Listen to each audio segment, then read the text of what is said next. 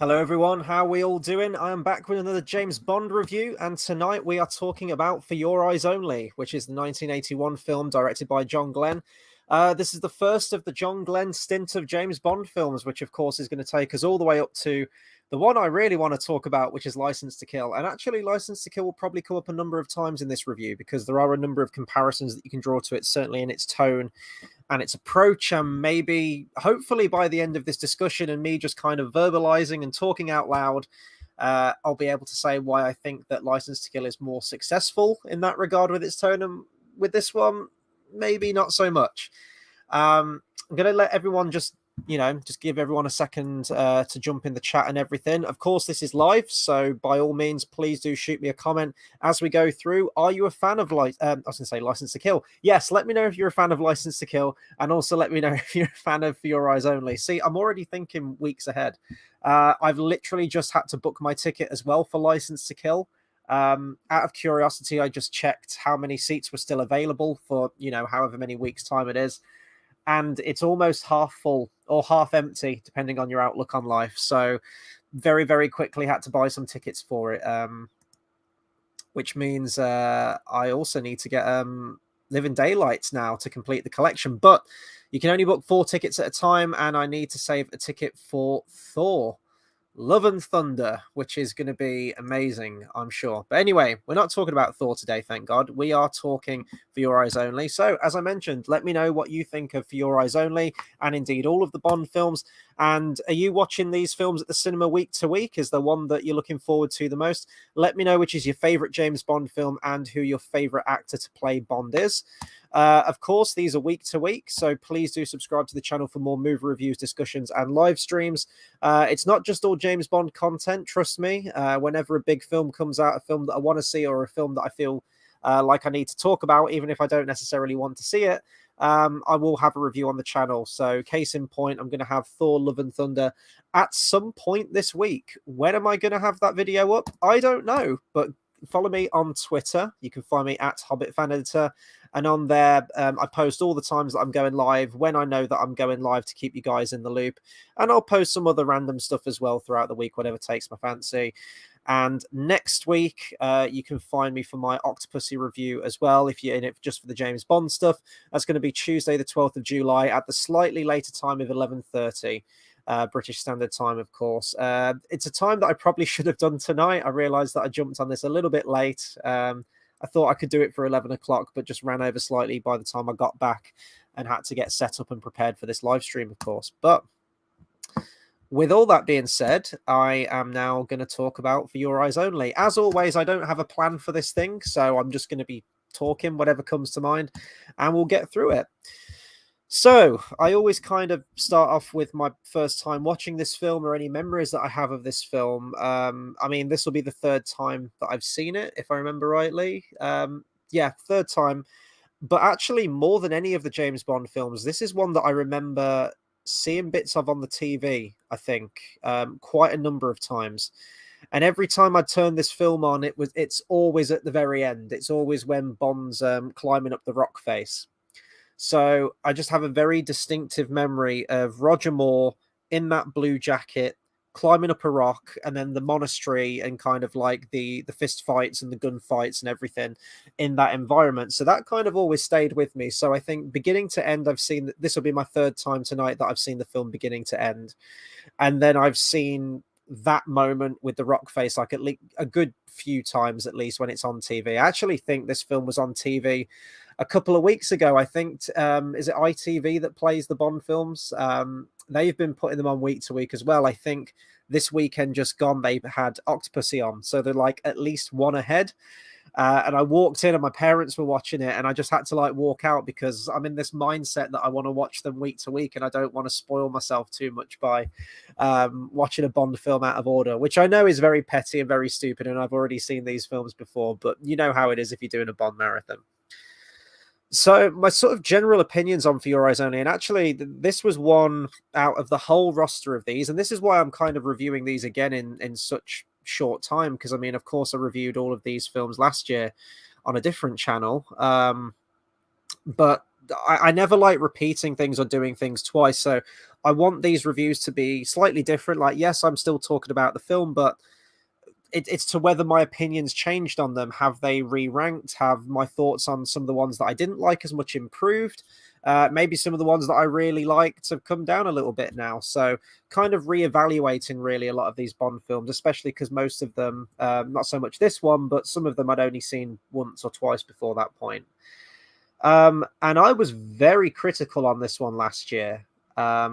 This one just really was kind of unremarkable to me. It didn't stand out. It felt like the black sheep of the family in the Roger Moore era of films and felt very out of character and just, dare I say, a little bit boring. It didn't really have that James Bond wow factor about it. Nothing about it got me really jazzed about it. And following that review, and I wasn't the only one on that, by the way. Someone also shared my opinion on that.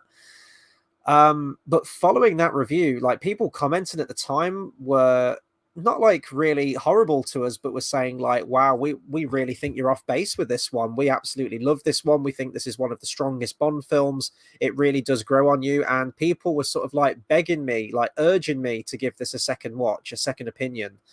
So I guess this is kind of my second opinion now, despite the fact that I've seen this film 3 times. So the question is, did I enjoy this film more tonight than other times that I've watched it? And I guess I've got to go for like a really awkward fence-sitting answer and say yes and no. Some aspects about the film, of course, I could, I knew were coming up. I knew what to predict. There are elements of this film that I do enjoy. But overall, it's still probably one of my least favorite Roger Moore ones, in all honesty. I was getting a bit restless during this one today, and I don't know if that's the pacing or what it is, because as I say, there are some fantastic elements to this one, which I'm going to talk about throughout the review. And there's quite a number of things that I don't like and that I don't think hold up well. But we're going to start with the positives first. We're going to start with the positive. Roger Moore, well, this is kind of a positive and negative, I guess, but Roger Moore is fantastic. And I mentioned this a couple of weeks ago now. I can't remember which one it was, and it was in direct relation to For Your Eyes Only, is that he's such a diverse actor when it comes to different facets that he brings to the Bond character. You look at some of his earlier ones, his first 2 films, and they were very much a transitional film from the like the Sean Connery holdover very much. So when you have Roger Moore like slapping around women, that felt very much something that Sean Connery's Bond would do.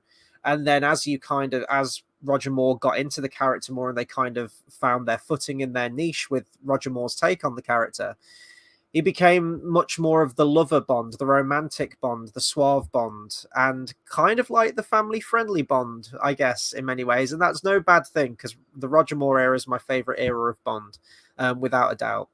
So with this one, the intention of this film was back to basics. After Moonraker, I mean, Bond goes into space. Where do you go after that? And I actually applaud them for their decision with this. It's kind of a pattern that the rest of the Bond franchise does tend to follow at some points. It's like these peaks and wanes. It ramps up to ridiculousness, and then the next film has to kind of reset itself a little bit.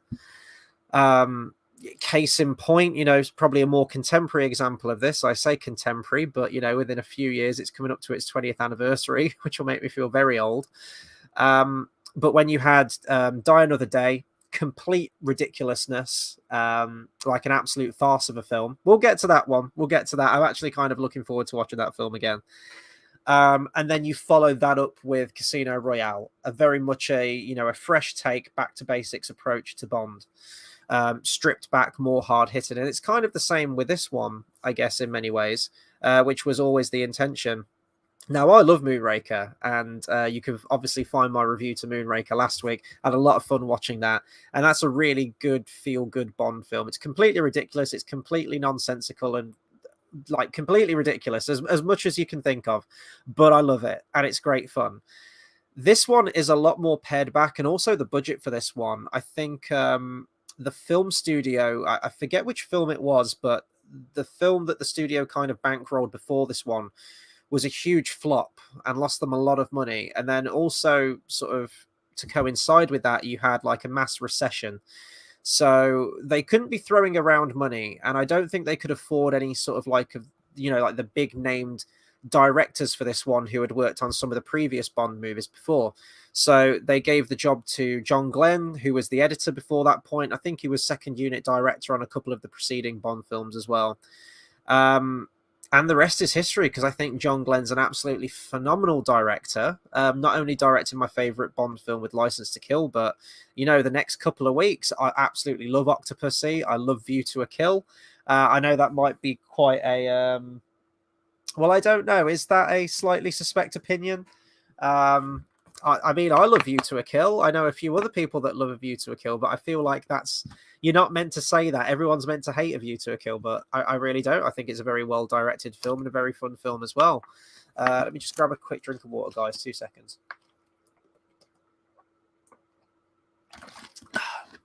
There we go. But, yeah, the tone itself is... I understand completely why they chose to go with a more hard-hitting Bond film, pared back, bringing in some of those traits probably from the Bond character from the books, definitely. But to me, Roger Moore just doesn't fit that bill. He's trying hard, he's trying hard to do it, but I don't know if it's a case of, watching all of the previous Roger Moore films, becoming accustomed to what he brings to the role of Bond and his mannerisms and his approach to Bond, if that does influence my opinion on this one. But as I've mentioned other weeks, I did try and watch this one as its own thing, as its separate entity.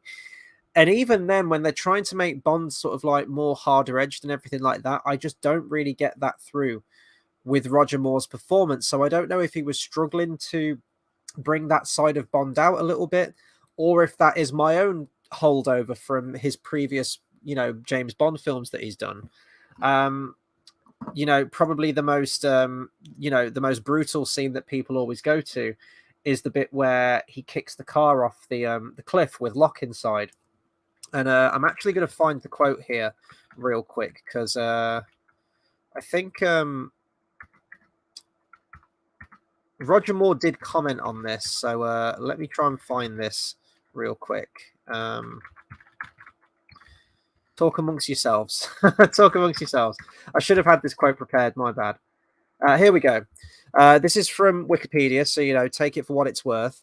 But it says Roger Moore was reluctant to film the scene of Bond kicking a car with Locke inside over the edge of a cliff, saying that it, quote, was Bond-like, but not Roger Moore Bond-like. And I think that's exactly it. Now, if we go to a Timothy Dalton, for example, in a few films' time, and you have Timothy Dalton kicking Locke off a cliff in a car, absolutely. And that's what a lot of people say, I think, as well, that Timothy Dalton is as close to sort of like the Ian Fleming's take on Bond from the books. Dalton read, I don't know if it was all of the books or certainly the majority of the books as part of his research for the character. And it shows, it really shows. And, Dalton, Christ, especially when you get to License to Kill, is a very, very hard-edged Bond. And it's a hard-edged film. And I think that marriage of those two things, where you've got an actor and you've got a Bond that can absolutely exude that, and his strength is in that very disconnected, very brutal secret agent persona that he has, it works like a charm. Whereas this one, you've got a film that's trying to do a lot of things. It's trying to have the funny, not as many quips in this one, but it's trying to have those like fun tongue-in-cheek moments. You've got the parrot, Max the parrot, talking to Margaret Thatcher at the end on the phone, kind of like aping off the whole thing from Moonraker, where he's patched through to the White House and 10 Downing Street, and he's necking off with someone. Whereas this one, it's the same kind of conceit, isn't it? But it's a parrot just talking to Margaret Thatcher while Bond's away with a Bond girl on a midnight swim. And then there's like stuff with BB and some of the comedic stuff that you've got the intro as well, the pre-title sequence, which I actually really like. And I know that kind of divides a lot of people. Some people find it very ridiculous and tonally inconsistent with the rest of the film, which I can absolutely understand. But I still get a kick out of it. We'll talk about that scene in a second. So it feels like a film that's trying to have it both ways. It's trying to retain the quippiness of the Roger Moore isms that we've seen from the previous films and the fun of it, but also trying to cram that into a much more darker and sort of like, as I say, like toned down story. Well, not toned down, that's not the right word I'm looking for, but a more adult story, I guess. It's a story about revenge. That's kind of the main theme of this whole film. And it feels almost like an action thriller rather than like a James Bond romp, I guess is the best way. So you've got like kind of conflicting tones here and there coming through from the film. And then you've also got Roger Moore, who's a fantastic actor. You can tell that he's trying to do the serious stuff, and he turns up and he does the job well. But that's not his Bond, and you can tell that he's struggling with some of those scenes, and it doesn't feel genuine. That's the word I'm looking for. It doesn't feel genuine to his take on Bond. And I think that I'm kind of aware of those things, maybe either consciously or subconsciously as I'm watching the film, which is why it doesn't land with me as much. Now, when we get to Octopussy, for example, and when we get to View to a Kill, and it is a little bit sillier, and Roger Moore I mean, for Christ's sake, we've got a Tarzan yell in the next film and like a Beach Boys song as he's surfing. Or is that View to a Kill? That might be View to a Kill. I can't remember what the opening scene is of Octopussy now, off the top of my head. I might be confusing the two. Or I might be including the two. Either way, the point is the next two films are very silly. But Roger Moore kind of excels at that, and he sells it with like, genuine heart to it. And he believes in it, and that comes across on the screen, and he's doing a damn good job of it. So, for example, it feels like John Glen was trying to do License to Kill with this one before License to Kill was a thing. He was a few years too early with it. And I don't know if it's a case that audience, it's not like a Johnny B. Good scene from Back to the Future, like, I guess you guys aren't ready for that, but your kids are going to love it. I don't think it's that, because I do applaud them for kind of going, right, we did ridiculous stuff with Moonraker, let's bring it back with this one. So I like that approach, and that approach can work, like a more focused, non-ridiculous story. Look at On Her Majesty's Secret Service. Easily one of the best Bond films, top 3 if it isn't the top 1. You know what I mean? So I do like a more dramatic Bond story. I don't have a problem with that, but I think it was just at the wrong time. But also, taken into consideration, Roger Moore was on a 3-film deal, which obviously he'd completed with The Spy Who Loved Me, having done Live and Let Die, Man with a Golden Gun, and as I just mentioned, The Spy Who Loved Me. And then after that, he was kind of negotiating films on a film-by-film deal. And there were concerns due to his age, and you can see his age in this one. You absolutely can. And I mean, we're still 2 films away from A View to a Kill. I don't mind it in A View to a Kill. I don't mind it, but you are kind of more aware of it, I would say, in this film. Certainly, this is the film where it kind of, you're more aware of it, certainly, than other ones. So I think there was that, and also the fact that he was debating whether he was going to come back for it, I think, and, the negotiations film by film. So the studio were looking for other Bond actors. And actually, the opening scene of this film, the pre-title sequence, was originally written as a potential introduction to a new Bond, where they could still retain some of the, like the loose continuity from the previous films, i.e., oh God, On Her Majesty's Secret Service. I had a brain fart there. With the whole grave of, his wife and everything like that. So they wanted to retain some of those elements from the canon that they hadn't really gone to for a long time in Bond, but have that slow reveal at the grave pan up to like a new Bond. That was how that scene was written, to introduce a new actor.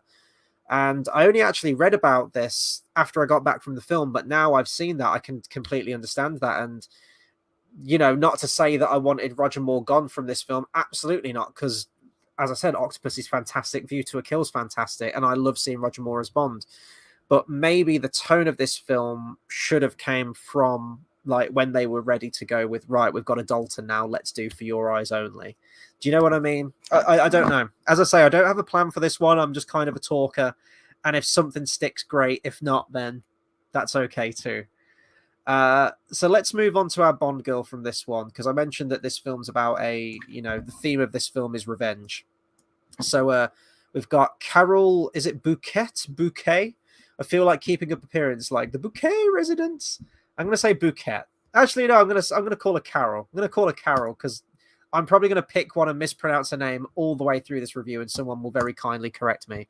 Playing the character of Melina Havelock, So again, like, I really like the concept of her character. I think the actress actually auditioned for the role of Holly Goodhead from Moonraker, obviously the film before this one. I like Melina's character. I like the character. The performance we'll get onto, but the character's really interesting, and I do like that the theme of revenge is the backdrop of this. I don't know how successful it is in getting that across. Like, they do mention, Bond mentions the old, what does he say, like Chinese proverb, he who seeks revenge should start by digging two graves or something like that. I think he mentions. I've heard that mentioned in a few things. I think they even mentioned that in Zombieland as well. I think that's probably where I know it from the most. So I like that, and it is a very sort of like tragic opening. It is very reminiscent of On Her Majesty's Secret Service, where there is kind of like a drive-by shooting, but in this one, I guess it's a fly-by shooting.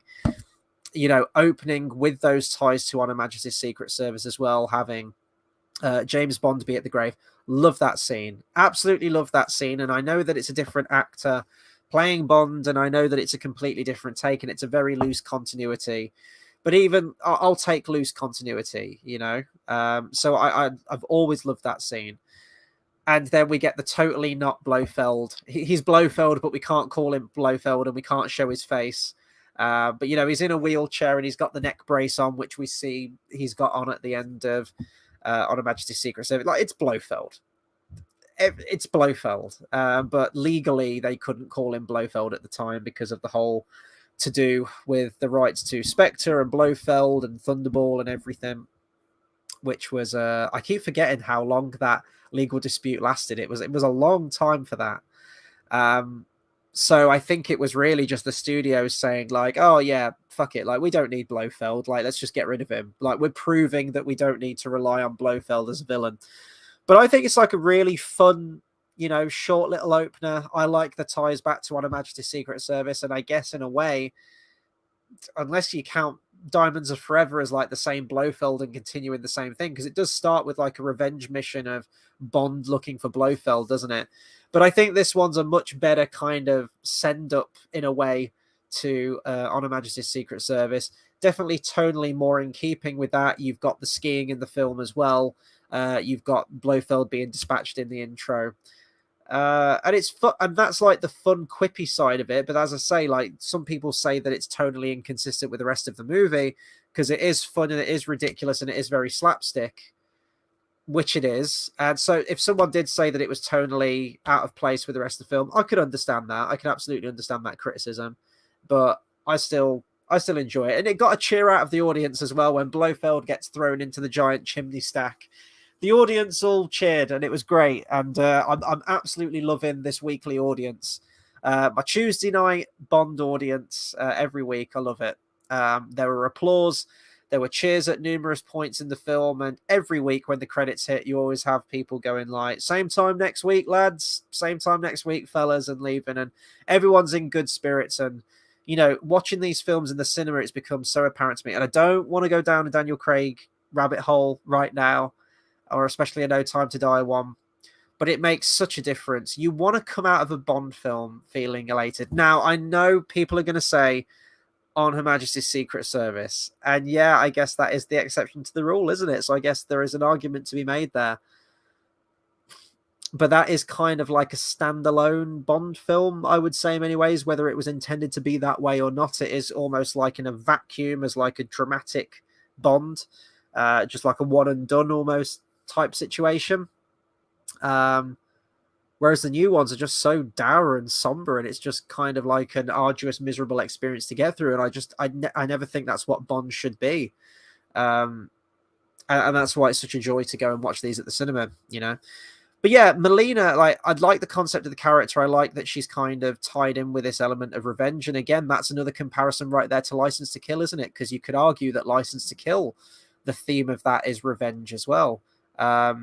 You've also kind of got a drug baron in that. You've got someone who's dealing with heroin in this one, although that's much more kind of like at the backdrop of the character. It's just something that the villain happens to do as well. It's not really the focus, whereas obviously License to Kill, it's all about cocaine because it's the 80s. That's why it's great.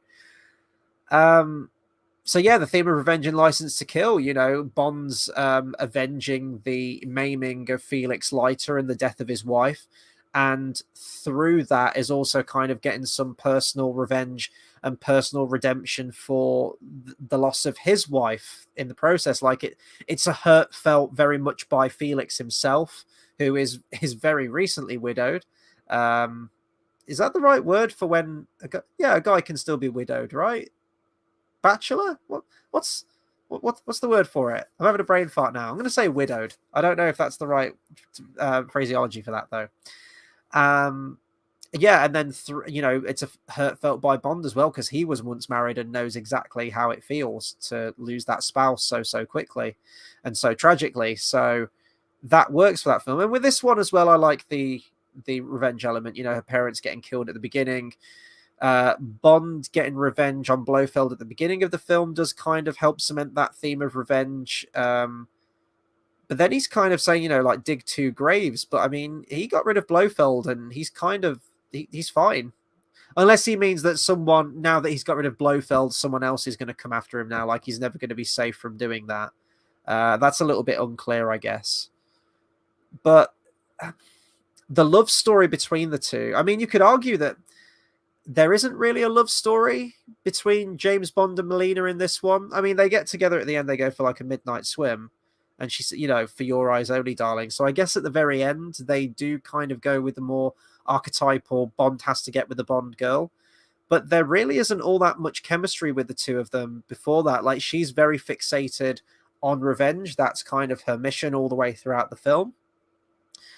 And you get a couple of moments at the beginning, actually, like during the car chase. I like the bit where he's going to go into like his souped up Lotus, and then the Lotus gets blown up and he's like, right, we'll take your car. And it's like this tiny little yellow car.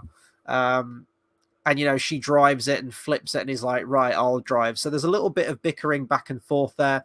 You've got the bit in the horse-drawn cart as well where she's saying, like, stop the cart, and he's like, no, what does he say, like, avanti, like, carry on, or whatever he says.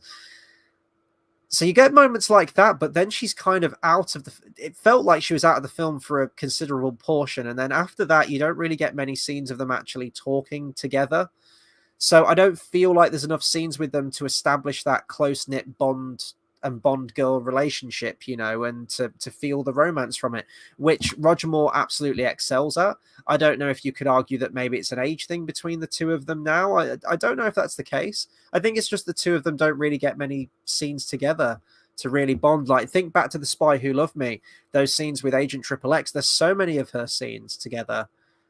Where they're kind of pitting each other against each other and trying to one up each other for their own respective country, and that's fun. That's kind of like an archetypal meet cute kind of thing. They either instantly fall in love together and it's an instant connection, as in like your Disney kind of Disney prince and princess stories, or you have where they initially don't like each other and they bicker a lot and they're very sassy and there's a lot of banter between the two, and then by the end of it they get together. But with this one, you get like a little bit of banter towards the beginning and sort of differences in how they want to go about things, but then after that, not so much, so the whole romance angle of this, or lack of it, I think they should have just committed to one. Like, if they end this film with the midnight swim and, for your eyes only, darling, so it does kind of segue to like a love story at the end. If they were going with that, I feel like they needed more scenes together. But I think Melina's kind of got enough going about her character where they didn't need a love story at all, which is probably, very out of place for Bond. And maybe that was a last minute decision in the writing process. Like, we need some scenes of Bond getting the girl at the end. But I think there's enough substance there for the character where you didn't really need a love story in it at all, and just have her be a character that kind of is hanging out with Bond just because she's using him to try and, he's going to help her get to the people responsible for her parents' death, and then she's going to get revenge. Let's see. Well, we're kind of talking about the Bond girls right now, aren't we? So let's talk BB Dahl, played by Lynn Holly Johnson, who was US figure skater, I think in the 70s, mid 70s, I think. I really hate her character. I really hate her character. I don't know why she's here. Why is she in this film? Why does the villain Christatus need a protege figure skater? Was it just to have a scene where you've got Bond kind of going after jailbait, and she's kind of like making. I did actually like that though. Like she's making all these advances to Bond, and Bond's just having like none of it. He's like, "Get your clothes on."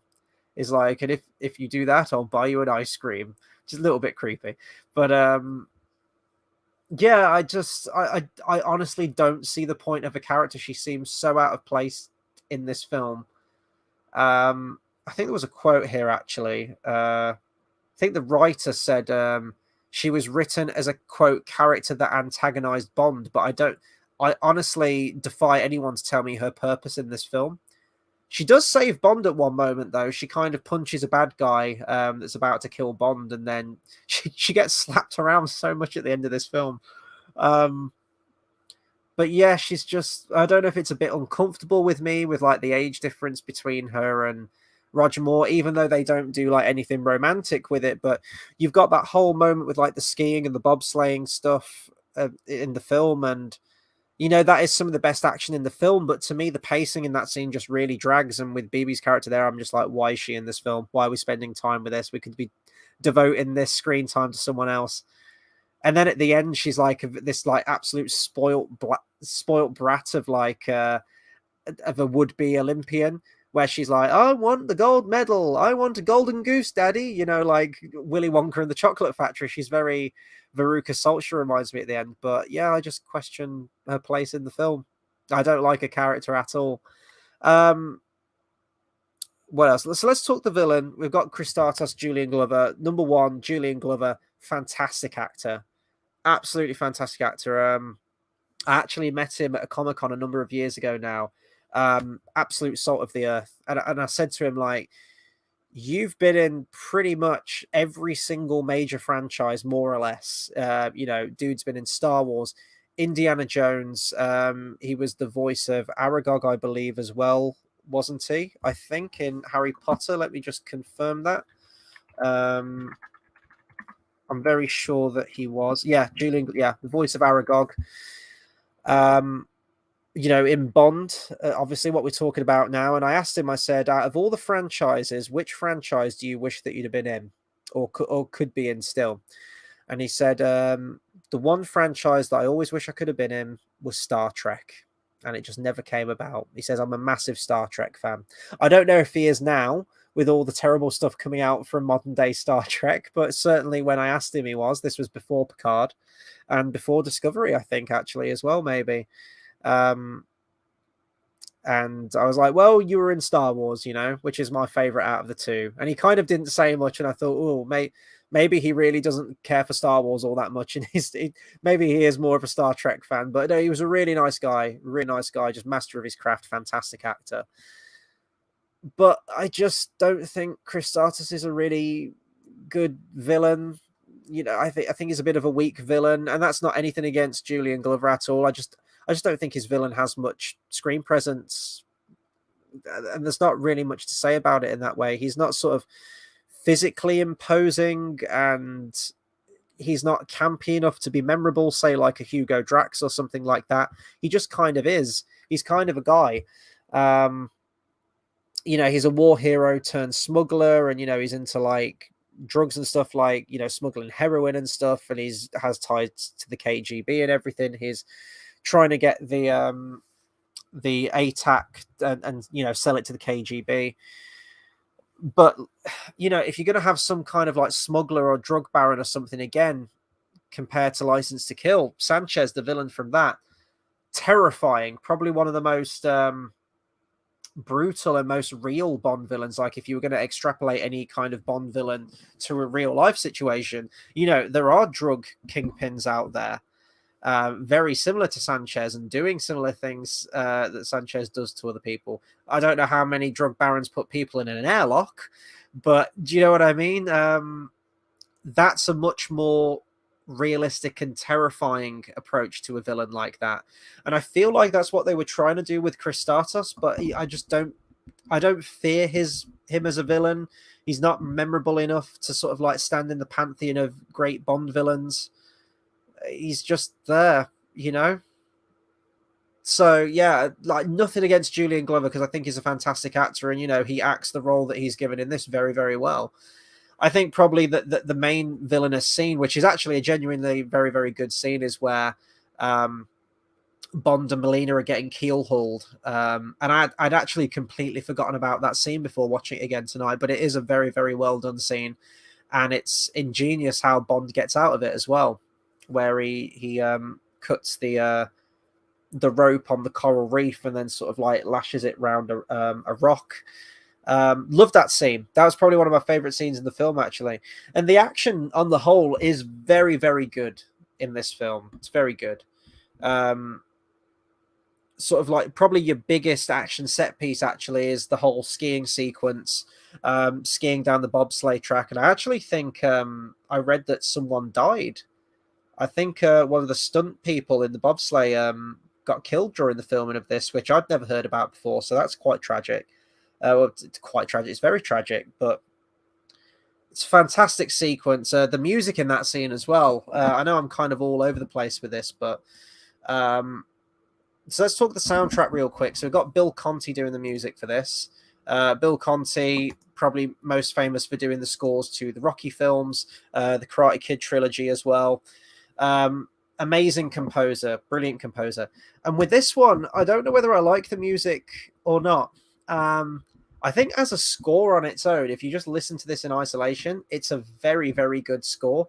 The moments where the brass comes through and you get more of those sort of John Barry sounds to it, whenever they play For Your Eyes Only, a score version of it, an instrumental orchestral version of it, just really tugs at the heartstrings. I think it's easily one of the most beautiful melodies ever written for a Bond film, For Your Eyes Only. And when that comes through and it's slowed down and it just draws all of that emotion from the music and, those more romantic scenes and everything, I really feel it. I really do. And that's when the music comes through to me. But a grand majority of the music in this is very electronic, sort of dance, funk. You could tell it's when 70s disco was kind of dying. We're still very much in the early 80s with this one, 1981. It's like 70s disco trying to die, and we're getting more into like the 80s synthesizer kind of stuff, maybe. The track that plays during that skiing sequence, though, is amazing. Really, really good bit of music and a really, really fun melody that plays there. And again, like, kind of reminds me of some Barryisms, but the techno stuff doesn't work for me with Bond. You want sort of that full orchestra, that brass band kind of thing, and the strings coming through. You want more conventional instruments, I think. And I don't know. I know it's the 80s. Well, 81. I'd still count 81 as the 70s at this point, but you know what I mean. It's a transitionary phase. But that being said, I think the score is very good if you listen to it on its own. I just don't think it really meshes well with Bond, and you want more of that sweeping orchestral music, I guess. Which the film does have elements of. It's kind of half and half for me. And of course, the title theme as well. The titular For Your Eyes Only, sang by Sheena Easton. One of my favorites. And I don't think it's a lot of other people's favorites. I think it's one that's often overlooked or people just don't really like it. I've always loved this one. It's such a beautiful melody. And I think it's the only time actually that the artists themselves features on screen during the credits. You have Sheena Easton there on screen singing the song, and I can understand how some people might go, well, hang on, that's a bit weird, like we've never had that before with a singer, but I think it just adds to the whole beauty of that pre-title sequence, the title sequence itself. It's one of my favorites, and I've mentioned this other weeks. I think there's something so serene and so beautiful with Bond music and water. I don't know why, but it just, I think it's like the fluidity of like the dance usually in the title sequence and the music whenever you've got like one of those slower ones, whether it be Moonraker or something like that, when you have that really soft, fluid melody that sort of like floats in and out, something like that with the more either water-based or just, slow-moving title sequence.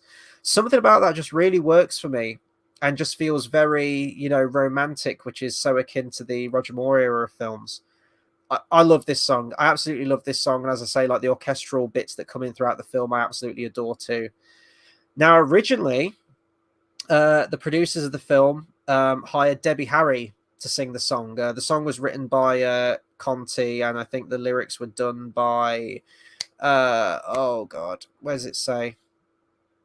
So the title song, sorry, was written by Bill Conti and Michael Leeson. And they wanted Debbie Harry to sing it, but she quit because the producers wouldn't let her produce her own song for the film. She would have had to have sung the one that had already been written by Bill Conti and Michael Leeson. She wanted to write her own one, and she wanted it to be with her band Blondie, not just her. And she didn't want to sing someone else's song, which I completely understand. You know, as an artist, you want to kind of put your own creativity and your own spin on a Bond song. This might be your one and only chance to do a Bond song. You want to kind of write and have some input in that. So, you know, I completely understand her decision for that. You can actually hear that song, the song that she would have done. It's on one of her albums, on the 1982 album, The Hunter. And it's a very good song. It's a very, very, very good song. And I actually think it would have worked quite well for the film. I think it might have even been a better segue song from the high energy of the pre-title sequence into that Blondie song. I really like it. I think maybe they could have like threw it in the film somewhere. Maybe, I know it came after the fact, but I like the one that we had, and I think it works. And as I say, like the water and the fluidity, one of my favorite moments out of the entire Bond franchise, including all the films here, is the final shot of the film. And when I say final shot of the film, I'm not talking about Max the Parrot. I am talking about the footage that plays as the credits are going up. The midnight swim is absolutely perfect. That underwater shot of Bond and the Bond girls swimming with those opening bars coming in of Sheena Easton's For Your Eyes Only, I get goosebumps every single time. It's just absolutely staggeringly beautiful, just a beautiful shot sequence, the cinematography of that, the underwater setting, that music coming through, the ambience of it. I almost can't put words to it, how that shot makes me feel. And I kind of get the same thing a little bit as well with the ending of License to Kill. Number one, because it's just one of my favorite film endings of all time. I think it's incredibly romantic, incredibly beautiful. But when you get, you know, like Patti LaBelle's vocals over the cityscape, like the nightlife, I can't put words on that. I live for that stuff. I don't know. I'm struggling to describe the feeling it makes me feel. It's not like a feeling of elation. It's I guess it is in a way. It's just a beautiful pairing of imagery and music. I guess that's the only way I can describe it. So yeah, I've always loved that stuff. The underwater stuff, like the midnight swim. It's my favorite shot in the whole film. What else can I talk about this film? So I've left out a character actually I wanted to talk about. He's one of my favorites in the film. Is the character of Columbo, played by T'Pol. Love his character. He's just really cool. He's rocking the leather jacket. He's eating his pistachios, which I think actually was a choice. Hang on, was it? Yeah, sorry, yeah, I did get the right character. Yeah, Columbo, that's it. I think that was the actor's suggestion, actually, was the whole pistachios. Which I really appreciate. It's just like a little quirky thing. It's something just so nondescript, but it's just part of the character. It's fine. Yeah, he's a fun character. He's a fun ally. I've kind of forgotten about his character actually, but I like that scene where he's got like the tape recorder and he's recorded the conversation that Christatos and Bond had, where Bond said that he would go and kill him. And they kind of have that face off, and it's a little bit awkward at first. And it's like, can we trust this guy? And then they share a drink together at the end. And I like that scene. I like Columbo's character. And obviously, he saves the day at the end. He's the one who throws the throwing knife, and then I guess he gets the girl at the end with BB. Although I'm still kind of uncomfortable about that. What else? What else can I talk about this one? I mean, obviously, M isn't in this one due to the actor passing away, and I wondered when it was. I couldn't remember which Bond film it was, but I knew there was a film where they kind of say he's away on leave, which is this one. You know, because obviously the actor tragically died beforehand. But I like that they didn't recast at this point, you know, especially surrounding this film, because he never got to finish all of his scenes. So I think they wrote him out in a good way. And you have, is it Tanner? I think it is, isn't it? And you have like the minister kind of serving that role. M's role in these earlier Bond films is, you know, it's an important role, and it's an important oh god, what's the word I'm looking for?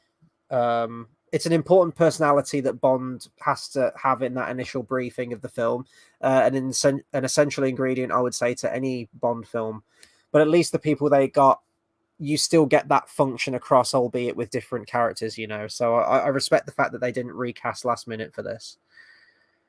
God, what else can I say about this film? Oh, I want to talk about one of the stunts in this, because this has been one of the first Bond films in a long time where I've actually audibly, you know, gasped, had any kind of reaction. Actually, no, I did in the pre-title sequence for The Spy Who Loved Me. That, you know, fall off the cliff before the parachute jump, absolutely incredible. You're waiting every second. It's so drawn out and you're waiting for it. And then when it hits, it's absolute perfection. But the bit where, and I'm actually going to try and find the guy's name here, because this guy deserves all of the goddamn credit for this. Like, this guy has absolute balls of steel. Rick Sylvester, who was the stuntman who did the climbing stuff. He was also the same guy that did the ski jump, actually, in The Spy Who Loved Me. But he did the fall off the cliff in this one. Now, I'd completely forgot that Bond fell off that cliff. I thought he just got all the way up to the top, but that was such a tense sequence. I love that where Bond's climbing up that rock, and maybe that's just because it's one of the images of Bond that I remember seeing the most, as I mentioned at the beginning, seeing that on TV so many times. But you know, when you've got that henchman and he's like taking out all the pegs in the cliff face, like one by one, and Bond keeps slipping, and it's that race to the top. But when Bond has that massive fall off the cliff, and it pulls back to that wide shot, and it's kind of in slow motion, I actually kind of went like, like it just happened. Like, I didn't intentionally do that. It was just kind of like a reaction. I think seeing it on the big screen as well really added to the impact of that sequence. And this is why it's so, like, if you can do a stunt in real life, if you can do it in real life and you can capture it in camera, it just has such more, you know, much more of an impact. If that had been done with CGI, then it would have lacked anything. But knowing that someone actually did that, Rick Sylvester did that, which could have been, you know, potentially fatal as well, with how quick that rope snags at the bottom from a fall like that. It could kill him, you know, could break his back, could do anything, could break his neck. But he did it, and it got done, and it's fucking awesome. I love it. It's a funny story, actually. You can do some reading about the behind the scenes of this. The monks in that monastery were having none of it. They were having none of the film crews rocking up and filming at their sacred monastery. So they were trying to like constantly sabotage the film set. They were like hanging that. I think it actually went to court. I think it got ruled that they have rights to the interior of the buildings, but not to the exterior. So they were like hanging their washing out to try and spoil the shots. They were leaving things around like bunting and flags and everything. They were leaving oil drums around so that the helicopters couldn't land. It's really funny to read about that. You've got kind of these rebel monks trying to keep their the pesky film studios away from our sacred monastery. So I thought that was quite funny. But it's a beautiful location. Just really, really striking location for a finale of a film. Even though it's not like this big, elaborate finale, it's quite low key. Oh god, excuse me. I wanted to talk about the Countess as well. Now, I think I did read something about the Countess's character, and I don't want to say it in case I got it wrong. But let me find it. Let me find it real quick here. Sandra Harris. Yes, that's it. Yeah, she was married to Pierce Brosnan, wasn't she? I think it was really tragic, actually, how she died, because I think she died of ovarian cancer. That was it. The same disease that claimed a mother's life as well, and a daughter. Yeah, I did think it was that. It was really I remember reading about that last year. I mean, that's absolutely horrible. You know, it happened to all three of them. But I really like the Countess's character in this, actually. And this sequence did very much remind me of On Her Majesty's Secret Service, and I think it was probably intentionally done that way. So much so that when I was watching On Her Majesty's Secret Service, and I didn't actually mention this in the review, I remembered in one Bond film that Charles Dance was in there, because Charles Dance is one of my favorite actors. I love Charles Dance. And I remembered him being like a bit part, probably before he was like a major actor, just playing like an extra, like, you know, henchman, someone who Bond fights really briefly.